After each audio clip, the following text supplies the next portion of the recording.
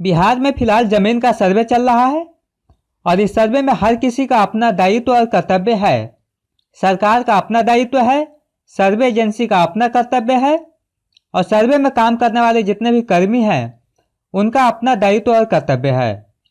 इसीलिए इस सर्वे को सफल बनाने हेतु हर किसी को अपने दायित्व और कर्तव्य का निर्वाह करना बेहद आवश्यक है। अगर इन सभी चीज को ध्यान में रखें तो आप पाएंगे कि जितने भी रैयत है, जो जमीन के मालिक है, जो किसान हैं, उन लोगों का भी अपना दायित्व और कर्तव्य है। इसीलिए इन सभी चीज को ध्यान में रखते हुए बिहार सरकार ने रैयतों के लिए कुछ दिशा निर्देश जारी किए हैं, जिसका कि निर्वाह करना रैयत के लिए बेहद आवश्यक है, जिससे कि उनके जमीन का सही से सर्वे हो पाए। तो आइए जानते हैं कि वह कौन कौन से आवश्यक कर्तव्य है जिसका कि हमें सिर्फ ध्यान ही नहीं रखना अपितु निर्वाह भी करना आवश्यक है। यहाँ पर सरकार की तरफ से कुल 11 बातें बताई गई है, जिसको हमें एक एक करके समझना है। तो आइए समझते हैं कि रैयत का कर्तव्य क्या है। अगर पहला पॉइंट यहाँ पर देखा जाए तो पहले पॉइंट में बोला गया है कि रैयत को अपने जमीन के मेड़ को ठीक ठाक बना लेना चाहिए और सीमांकन कर लेना चाहिए।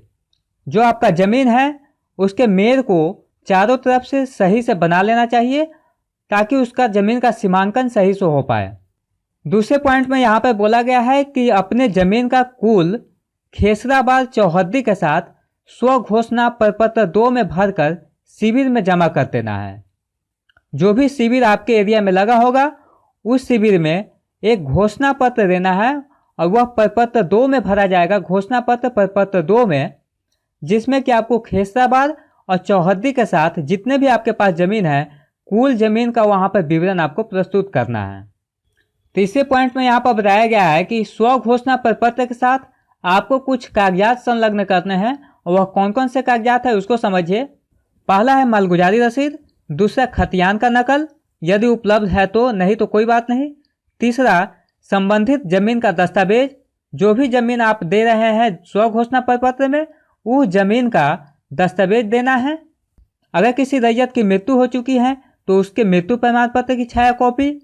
अगर किसी जमीन पर पहले से केस चल रहा था और उस पर आपकी जीत हो चुकी है तो उसकी ओरिजिनल कॉपी। अगर किसी रैयत की मृत्यु हो चुकी है तो उसका वारिस होने का प्रमाण पत्र। इसके बाद आपके आधार कार्ड की छाया प्रति और मोबाइल नंबर। ये सारे दस्तावेज आपको स्व घोषणा प्रपत्र 2 के साथ संलग्न करके शिविर में जमा करना है।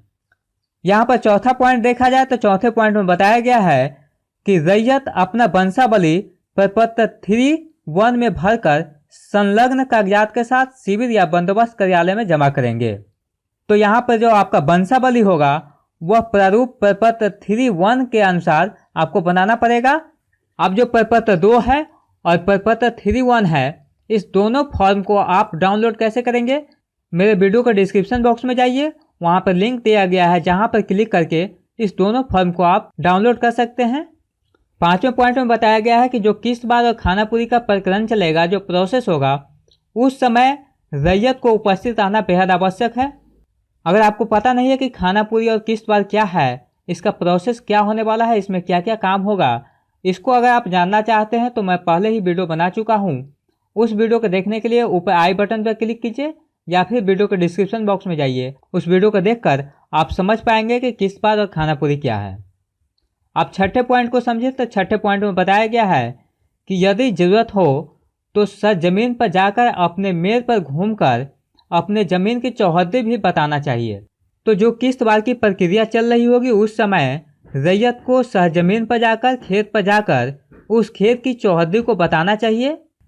सातवें पॉइंट में बताया गया है कि खानापुरी पर्चा प्रपत्र 7 एवं खेसा मानचित्र LPM मिलने के बाद इसका मिलान ठीक से कर लेना चाहिए और अगर इसमें गलती मिलता है तो आपको प्रपत्र 8 के द्वारा आपत्ति करना है।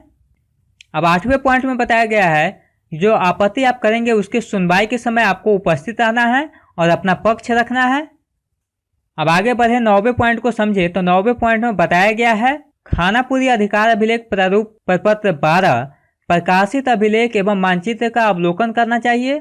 तो खानापुरी के बाद जो अधिकार अभिलेख प्रपत्र 12 के द्वारा प्रकाशित किया जाएगा और जो मानचित्र प्रकाशित किया जाएगा उसका आपको अवलोकन करना चाहिए, उसको सही से देखना चाहिए। अगर उसमें कोई गलती पाया जाता है तो आपको प्रपत्र 14 के द्वारा अपेक्ष दायर करना चाहिए और सुनवाई के समय आपको हमेशा उपस्थित रहना चाहिए। इसी में 10वें पॉइंट को समझे तो 10वें पॉइंट में बताया गया है प्रपत्र 20 में अंतिम रूप से प्रकाशित किए गए अधिकार अभिलेख एवं मानचित्र का अवलोकन करना चाहिए। तो जो अधिकार अभिलेख और मानचित्र का प्रकाशन होगा वह प्रपत्र 20 में होगा और अगर इसमें गलती पाया जाता है तो आपको प्रपत्र 21 के माध्यम से आपत्ति दायर करना है और सुनवाई के समय उपस्थित होकर अपना पक्ष रखना है। अब यहाँ पे अंतिम और 11वें पॉइंट को समझा जाए तो 11वें पॉइंट में बताया गया है अधिकार अभिलेख यानी कि खतियान की एक प्रति जिसको कि रैयती फर्द कहा जाता है शिविर से या फिर बंदोबस्त कार्यालय से आपको प्राप्त करना चाहिए।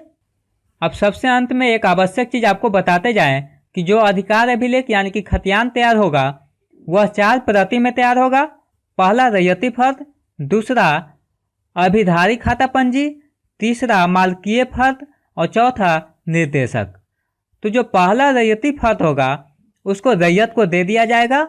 दूसरा जो अभिधारी खाता पंजी होगा वह अंचल अधिकारी को भेजा जाएगा। तीसरा जो मालकीय फर्द होगा वह जिला के समाहर्ता कार्यालय में उपलब्ध रहेगा और चौथा जो निर्देशक होगा वह भू अभिलेख एवं परिमाप विभाग में रहेगा। अब इस वीडियो को यहीं पर समाप्त करेंगे और फिर मिलते हैं अगले वीडियो में।